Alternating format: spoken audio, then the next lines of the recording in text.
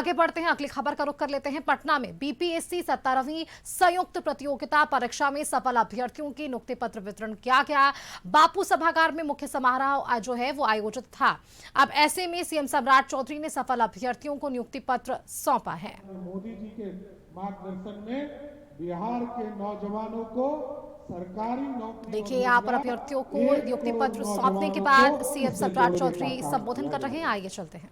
और मैं बताना चाहता हूं कि पिछले 8-9 महीने में बिहार में लगभग 8.5 लाख लोगों को, जिसमें 2 लाख के करीब लगभग सरकारी नौकरी और लगभग 6 लाख से अधिक लोगों को रोजगार देने का काम बिहार की सरकार ने किया है।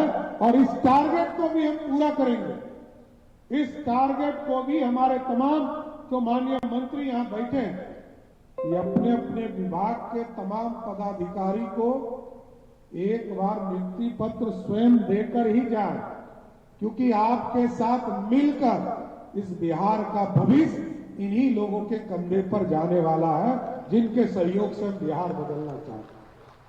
और आगे भी लक्ष्य है साथियों, क्योंकि इस बिहार को लोगों ने देखा, जिस बिहार में 6,000 करोड़ का, मैं तो जब पहली बार सदन में आया था तो बिहार में 6,000 करोड़ का बजट हुआ करता था साथियों, और 6,000 करोड़ के बजट में 4,000 करोड़ रुपया रॉयल्टी आता था।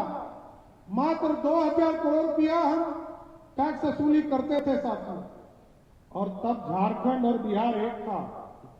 और आपको जानकर आश्चर्य होगा, आदरणीय विजेंद्र राव यहां बैठे हैं, लंबे समय से सदन में, और आपको जानकर खुशी होगी कि जिस बिहार में मात्र 13% रेवेन्यू था, कोई अर्थव्यवस्था का संसाधन नहीं था, और कई लोग आते हैं चर्चा करते हैं कि बिहार इसी तरह पिछड़ा था। पिछड़ा नहीं था।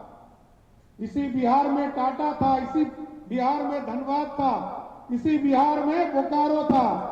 नेतृत्व नहीं था, जिसके चलते बिहार नहीं बदल पाता था। श्री बाबू के बाद सरदेव कर्पूरी ठाकुर जी ने सामाजिक न्याय की बात किया। नीतीश कुमार जी ने तमाम चीजों को जोड़ने का काम किया, चाहे वो सामाजिक न्याय हो या नौजवानों को मुख्य धारा में लाने की बात हो, और अर्थव्यवस्था को एक तरह से व्यवस्थित करने का काम करना हो।